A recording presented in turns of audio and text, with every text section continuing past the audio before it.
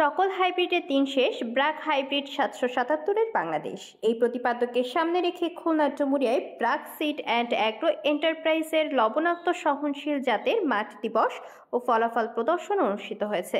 বুধবার বিকেল 4:30টায় উপজেলার টিপনা ভিলেজ সুপার মার্কেটে মাঠ দিবস ও ফলাফল প্রদর্শন অনুষ্ঠিত হয়।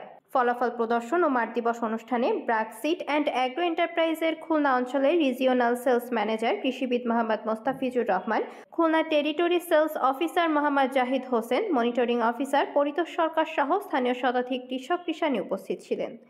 কৃষানীরা বলেন, এবছর প্রথমবারের মতো ব্র্যাক হাইব্রিড 777 জাতের ধানের চাষ করছি। রোগবালাই কম থাকায় ও ব্লাস্ট প্রতিরোধী হওয়ায় আমরা আশা করছি 33 শতকের বিঘায় 35 মনের অধিক ফলন পাবো। ফলন ভালো হওয়াতে আগামীতে আরও বেশি জমিতে আমরা ব্র্যাক হাইব্রিড 777 ধানের চাষ করব।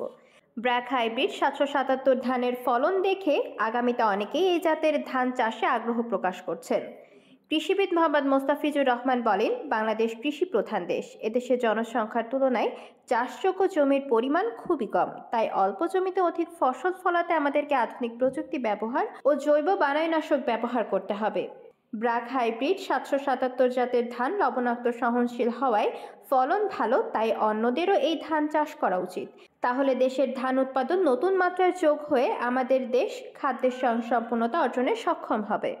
নাম্বার 8, আপনারা যখন এই ধানটা বাসায় একটি ধান প্রতি শতাংশে আপনারা ধানের সাথে একদম সর্বোচ্চ আপনারা একটু বসে থাকবেন, আপনাদের জন্য সামান্য আমাদের কিছু নাস্তার ব্যবস্থা আছে।